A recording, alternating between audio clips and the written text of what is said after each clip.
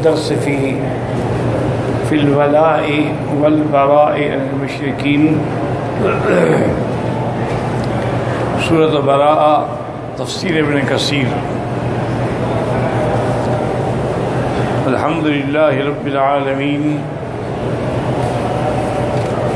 والصلاة والسلام على اشرف الانبیاء وسید المرسلین سیدنا محمد وعلى آلہ واصحابہ اجمعین. اللهم صل على سيدنا محمد وعلى آل سيدنا محمد كما صليت على إبراهيم وعلى آل إبراهيم في العالمين إنك حميد مجيد. براءة من الله ورسوله إلى الذين عاهدتم من المشركين فسيحوا في الأرض 4 أشهر واعلموا أنكم غير معجز الله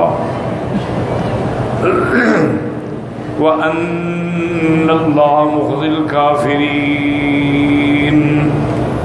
قال المؤلف والمفسر رحمه الله تعالى أدام النفع بعلومه وعلومكم في الدارين آمين إلى أن قال هذه السورة الكريمة من أواخر ما نزل على رسول الله صلی اللہ علیہ وسلم. یہ سورت جو ہے یہ اواخر میں یعنی حضور صلی اللہ علیہ وسلم کی زندگی کے آخری حصے میں نازل ہوئی ہے. یہ معنی نہیں کہ یہ سب سے آخر میں، کیوں اس کے اليوم اکملت لکم دینکم نازل ہوئی اور سب سے آخر واتقوا یوما ترجعون فیہ الی اللہ، لیکن یہ بھی اواخر میں ہے. کما قال البخاری رحمہ اللہ تعالی حدثنا ابو الولید قال حدثنا شعبۃ النبی صلی اللہ علیہ وسلم قال سمعت البراء رضی اللہ تعالی عنہ یقول آخر آیت نزلت یستفتونک قل اللہ یفتیکم فی الکلالہ وآخر سورۃ نزلت براء. امام بخاری رحمۃ اللہ علیہ نے اس سند سے حضرت براء ابن عازب رضی اللہ تعالی عنہ سے روایت کی ہے. ان نے فرمایا کہ آخری آیت جو ہے وہ تو یہ نازل ہوئی یستفتونک قل اللہ یفتیکم فی الکلالہ، اور آخری اعتبار سورت کے جو نازل ہوئی وہ یہی سورت براء ہے. وَإِنَّمَا لَمْ يُبَسْمَلْ فِي أَوَّلِهَا لِأَنَّ الصَّحَابَةَ لَمْ يَنْكَتِبُوا الْبَسْمَلَةَ فِي أَوَّلِهَا فِي الْمُصْحَفِ الْإِمَامِ. اب مفسر فرماتے ہیں کہ اس کے اول میں بسم اللہ نہیں لکھی گئی چونکہ صحابہ رضوان اللہ علیہم نے نہیں لکھی، اور مصحف امام جو حضرت عثمان بن عفان رضی اللہ عنہ اس میں بھی بسم اللہ نہیں لکھی گئی. بل اقتضى في ذلك بأمر المؤمن عثمان بن عفان رضی اللہ عنہ وارضاه كما قال الترمذي حدثنا محمد بن بشار قال حدثنا يحيى بن سعيد ومحمد بن ابي جعفر بن عدي بن سهيل بن يوسف قالوا حدثنا اوف بن ابي جميلة قال اخبرني يزيد الفارسي قال اخبرني ابن عباس قال قلت لعثمان بن عفان رضي الله تعالى عنه ما حملكم ان امدتم الى الانفال وهي من المصاني والى براءة وهي من المئين وقرنتم بينهما ولم تكتبوا بينهما سطر بسم الله الرحمن الرحيم ووضعتموها في السبع الطول ما حملكم على ذلك. اب اس روایت میں آتا ہے کہ حضرت ابن عباس فرماتی ہیں کہ میں نے حضرت عثمان رضی اللہ تعالیٰ عنہ سے کہا کہ کیا وجہ ہے کہ تم نے انفال اور پھر براء کو ملا دیا ہے. حالانکہ انفال جو ہے وہ تو مسانی میں سے ہے اور براء جو ہے وہ مئین میں سے ہے. جیسے میں نے عرض کیا تھا نا کہ اگر 100 آیت یا 200 آیت تو مئین کہلاتی ہے. وَقَرَنْتُمْ بَيْنَهُمَا، ان دونوں صورتوں کو آپ لوگوں نے ملا بھی دیا ہے اور اس کے درمیان میں بسم اللہ کا فاصلہ بھی نہیں کیا ہے، اور اس کو آپ نے سبع طول میں رکھا ہے۔ ما حملکم علی ذلک، ایسا آپ لوگوں نے کیوں کیا؟ فقال عثمان کان رسول اللہ صلی اللہ علیہ وسلم ما یاتی علیہ الزمان وهو تنزل علیہ الصور ذوات العدد فکان اذا نزل علیہ الشیء دعا بعض من کان یکتب یقول ضعوا هذه السورة فیہا کذا وکذا۔ حضرت عثمان رضی اللہ عنہ نے فرمایا کہ حضور پاک کے زمانے مبارک کے اندر جب آپ پہ صورت مبارک اترتی تھی تو فوراً آپ جو ہے بلاتے تھے جو کاتب ہے لکھنے والے، اور ان کو حکم دیتے تھے کہ ضرور حاضر آئے یہ آئے جو ہے فلاں فلاں صورت میں فلاں فلاں موقع پر لکھیں۔ وَكَانَتِ الْأَنْفَالُ مِنْ أَوَّلِ مَا نَزَلَ بِالْمَدِينَةِ وَكَانَتْ بَرَاءَ مِنْ آخِرِ مَا نَزَلَ مِنَ الْقُرْآنِ۔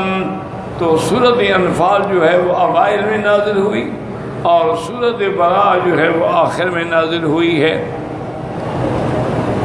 وَكَانَتْ قِصَّتُهَا شَبِيهَةٌ بِقِصَّتِهَا وَخَشِيتُ أَنَّهَا مِنْهَا، اور ایک دوسرے کا مضمون جو ہے دونوں صورتوں کا وہ بھی ملتا ہے، تو اس لیے مجھے یہ ڈر ہوا کہ کہیں یہ ایک نہ ہو۔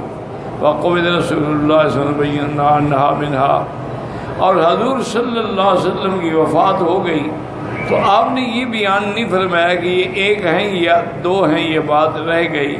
وَمِنْ أَجْلِ ذَلِكَ قَرَنْتُ بَيْنَهُمَا، اس لیے میں نے ان دونوں صورتوں کو اکٹھا لکھ دیا ہے۔ بَلَكُمْ أَكْتُبْ بَيْنَهُمَا صَدْرَ بِسْمِ اللَّهِ الرَّحْمَنِ الرَّحِيمِ وَوَضَعْتُهَا فِي السَّبْعِ الطُّوَلِ وَقَدْ رَوَاهُ الْإِمَامُ أَحْمَدُ وَأَبُو دَاوُودَ وَالنَّسَائِيُ بِسَنَدٍ وَالْحَاكِمُ فِي مُسْتَدْرَكِهِ مِنْ طُرُقٍ أُخَرَ عَنْ عَوْفِ الْأَعْرَابِيِّ بِهِ وَقَالَ الْحَاكِمُ صَحِيحُ الْإِسْنَادِ مُخْرَجَهُ۔ وأول هذه السورة الكريمة نزلت على رسول الله صلى الله عليه وسلم ما رجع من غزوة تبوك وهم بالحج، ثم ذكر أن المشركين يحضرون عامهم هذا الموسم على عدد في ذلك، وأنهم يطوفون بالبيت عراة فكره مخالطتهم وبعث أبا بکر صدیق رضی اللہ تعالیٰ عنہ۔ وہ فرماتے ہیں کہ یہ صورت نازل ہوئی اس وقت جب حضور غزوہ تبوک سے واپس آئے اور وہ ہم بالحج، حج کا بھی ارادہ کیا، پھر خیال فرمایا کہ اچھا حج کے موسم میں تو مشرکین بھی حج کرتے ہیں اور اللہ کے گھر کا طواف بغیر کپڑوں کے کرتے ہیں، تو اس حالت میں آپ نے مناسب نہ سمجھا کہ میں ان کے ساتھ جا کے طواف کروں۔ وَبَعَثَ أَبَا بَکر صدیق رضی اللہ عنہ أَمِيرًا، اور حضرت ابو بکر صدیق رضی اللہ عنہ کو امیر الحج بنا کے بھیجا۔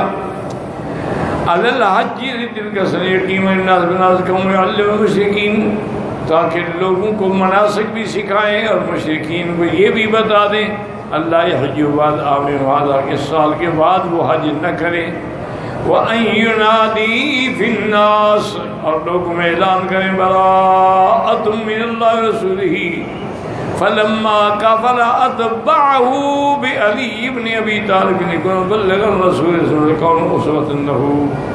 اب جب حضرت ابو بکر کا قافلہ روانہ ہو گیا تو بعد میں حضرت علی کو آپ نے بھیجا، اس کی وجہ یہ تھی کہ صحابہ نے کہا کہ یا رسول اللہ یہ عادت ہے جاہلیت کی کہ اگر کوئی حکم ہو تو یا تو بادشاہ خود اعلان کرے یا بادشاہ کا کوئی قریبی رشتہ دار اعلان کرے، تو آپ اس کے لیے حضرت علی کو بھیجیں، تو آپ نے حضرت علی کو بھیجا کہ یہ کام تم نے کرنا ہے۔ جب حضرت علی پہنچے تو حضرت صدیق سے ملاقات ہوئی، تو حضرت صدیق رضی اللہ تعالیٰ نے فرمایا کہ امیر ام انت مامور، کیا اللہ کے نبی نے آپ کو امیر بنا کے بھیجا ہے مجھ پر، تو میں حاضر ہوں۔ آپ نے نہیں، امیر تو آپ ہی رہیں گے، میں تو مامور ہوں، مجھے ایک حکم دے کے بھیجا گیا ہے کہ میں یہ اعلان کروں مناسک کے اندر، مینا میں، مکے میں، مزدلفہ میں۔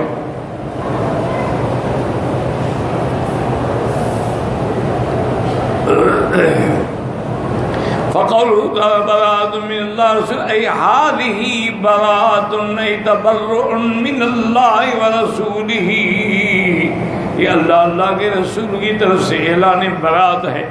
إلى الذين عاهدتم من المشركين فسيحوا في الأرض 4 أشهر.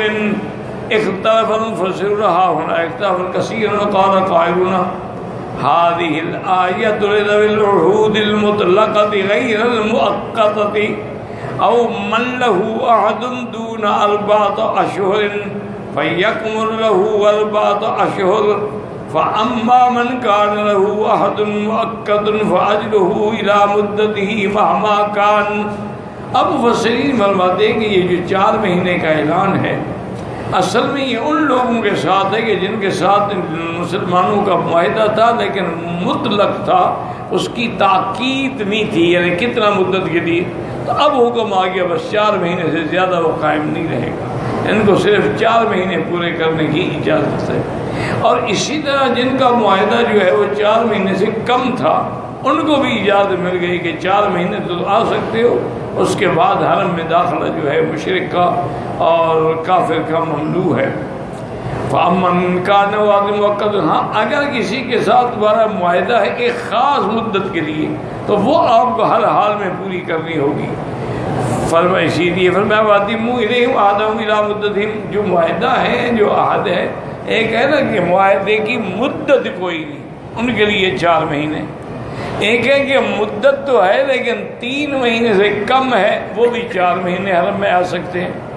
ایک یہ ہے کہ ان کے ساتھ ہمارا معاہدہ 6 مہینے کا ہے، پھر 6 مہینے پورے کر لیں. فَأَتِمُّوا إِلَيْهِمْ عَهْدَهُمْ إِلَىٰ مُدَّتِهِمْ وَلَمَّا سَيَأْتِي فِي الْحَدِيثِ وَكَانَ بَيْنَهُ وَبَيْنَ الرَّسُولِ عَهْدٌ فَعَهْدُهُ إِلَىٰ مُدَّتِهِ، جن کا معاہدہ ہے اس کا معاہدے کی عدت پوری کی جائے گی. وَهَذَا أَحْسَنُ الْأَقْوَالِ وَأَقْوَىٰ، یہ سب سے راجح قول قوی یہی ہے. وَقَدْ اخْتَارَهُ رحمه الله الكلبي ومحمد بن كعب القرظي وغير واحد، وقال علي بن ابي طالب بعد في قول براءة من الله ورسوله الذين عاهدتم المشركين فسيحوا في الأرض 4 أشهر. قال حد الله للذين عاهدوا رسوله 14 يسيرون في الأرض حيث شاءوا وأجل من ليس عهد انصراف الأشهر الحرم من يوم النهر إلى سلخ المحرم وذلك 50 ليلة. جن کے ساتھ عہد ہے وہ 4 مہینے تک آ جا سکتے ہیں، اور جن کے ساتھ عہد نہیں ہے ان کو بتلا دیا جائے کہ یہ 4 مہینے جو حرمت والی ہیں ان کے گزرنے کے بعد تمہیں پناہ نہیں دی جائے گی. فأمر الله نبيه سلخ المحرم أن يدع السيف فيما لم يكن بينه وبينه أحد بقتلهم.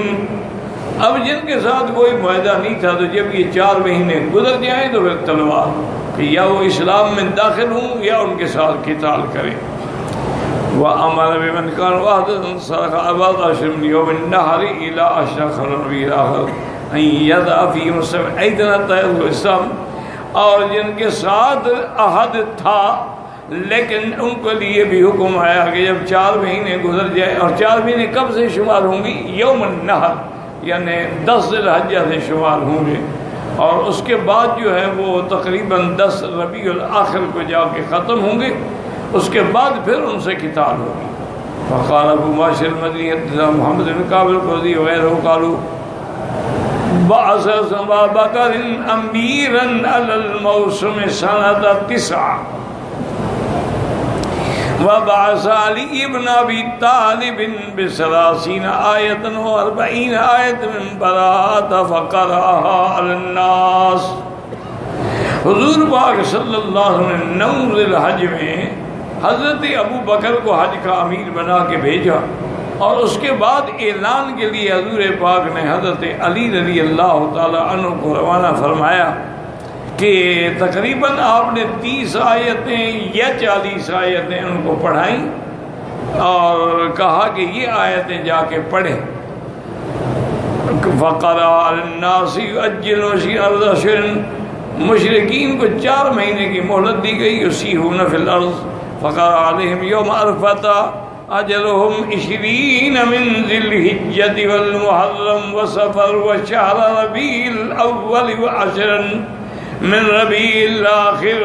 تو حضرت علی رضی اللہ عنہ نے ان پر یہ ساری آیتیں تلاوت کی اور ان کو بتا دیا کہ اب تمہاری مدت جو ہے وہ ربیع الاول کی آخر ربیع الثانی کی 10 کو ختم ہو جائے گی.